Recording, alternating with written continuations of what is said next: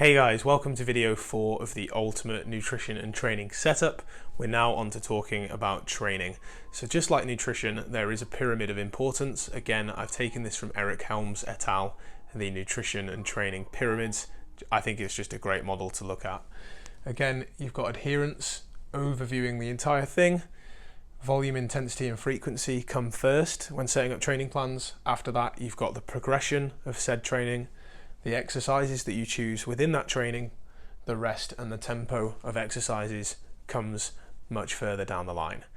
Before we get into those kind of models, I think the most important thing you need to think about is what your goal is, right? If it's a body composition goal, there's a whole host of training that you can do for that.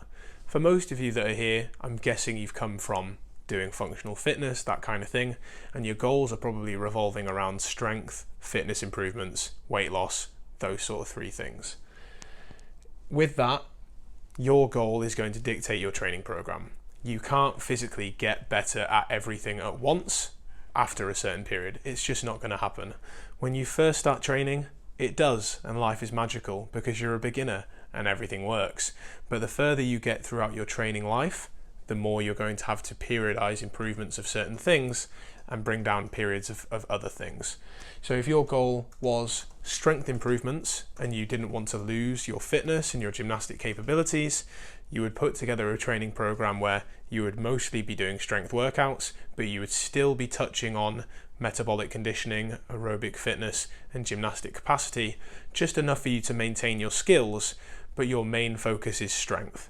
After that period of time is over, you can then reassess where you are and change the priority of your training program, but you must have one priority at a time rather than trying to hit everything at once. And that's going to depend on where you are within your season, but depending on competitions that you might have coming up, or just based on your goals, your weaknesses, and the things that you want to improve. We're going to go into that in more detail in the next video. But the main factor is your adherence. Okay, what can you actually adhere to? How much time do you have per week to train? How much time do you have per day to train? Is it a case of having much shorter sessions at a greater frequency, or is it a case of having much longer sessions at a smaller frequency, or is it a case that you literally only have 3 hours a week to train? Because based on those things, that's going to determine your overall session volume and your overall session intensity. Frequency, how often can you train, and the volume and intensity needed.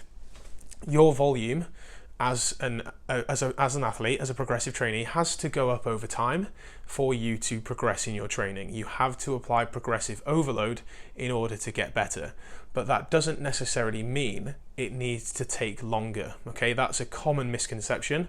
Volume doesn't just refer to the amount of sets that you do per week. It can, but it doesn't need to. Similarly with intensity, the intensity is how close that weight is to your 1 rep max. But follow this example. Total volume is your total weight lifted on a barbell. So if you do 10 sets of 3 back squats, that's 30 reps on the back squat. If you did that at 100 kilos, right, so 3 sets of 10 at 100 kilos, that's 3,000 kilos worth of volume. If you just increase the weight and do the same reps and same sets, you have increased the volume and you've not increased the amount of time that you've taken, but you've also slightly increased your intensity. So if you have less time to train each day or each week, you're probably going to be training at higher relative intensity because you're going to need to push the volume up and up and up. Okay? In terms of training principles, when volume is higher, intensity ideally should be lower and vice versa. So when you're in a block of increasing volume, you want your intensity of your 1 rep max to be lower, your training intensity to be lower, and then you can flip things around, focus on higher intensity and lower overall volume. I hope that makes sense. So if you have less time to train, you're going to be training at a higher intensity and a lower volume for pretty much all of your training sessions, and then you're just going to have to take regular breaks in between in order to make consistent progress. So setting up your training plan, first of all, think about the goal, think about how much you can adhere to, and then from there we can start to look at exercise selection and what the sets and reps look like, and actually how to piece together a training program.